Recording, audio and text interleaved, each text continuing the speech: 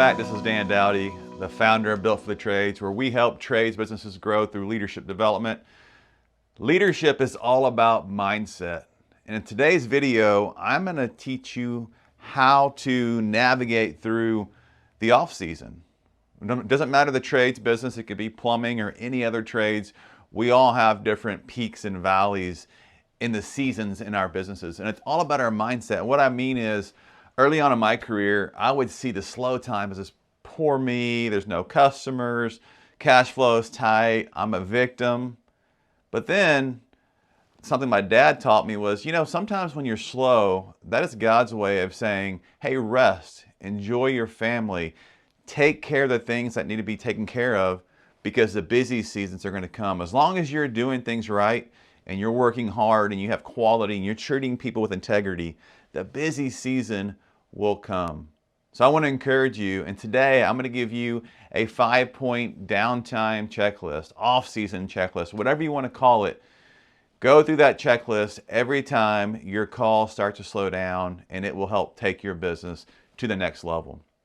Before we get started today, I wanted to give a shout out to our sponsor here, Project to Payment. They are a leading invoicing and project management software specifically for trades businesses. There's a link in the description. If you sign up through Built for the Trades, you'll get your first 3 months free. I don't know about you, but that's pretty hard to beat. So, downtime checklist. Let's talk about this. I first wanted to encourage y'all, don't be a victim. Don't have that type of mindset. We get to do this. We don't have to do this. But there are some things that we should be doing as a trades business owner to just kind of shore things up and to make sure that we're putting our best foot forward in the things that we can control. So the off-time checklist looks like this. First and foremost, check your marketing. Make sure your website is working. Make sure all your phone numbers are working. Any kind of chat that the customer has with you, could be submission forms on your website. It could be other platforms. Go through and make sure all of that is working. I can't tell you how many times I have a client say, man, I've been kind of slow lately. And we go into their marketing, we start to check things, and we realize that it's really the most obvious things sometimes that aren't working. And if our customers can't get a hold of us, then obviously we can't provide any kind of help to them. So step 1, check your marketing. Step 2, prioritize a follow-up list for all of your unsold estimates. And prioritize it it could be by dollars, like maybe you start off with the higher estimates and work your way through. It could be the time when the estimates were given. But go through and start to make those follow-up calls. Connect with those customers. Call a couple times and send a text. Follow-up game is huge for companies that are slow. Follow-up game is huge for companies, period. Number 3 here, make a checklist to check in with your customers. Give them a call. Ask how they're doing. See if they need any help with their services. Go through, make a list, delegate it to your team.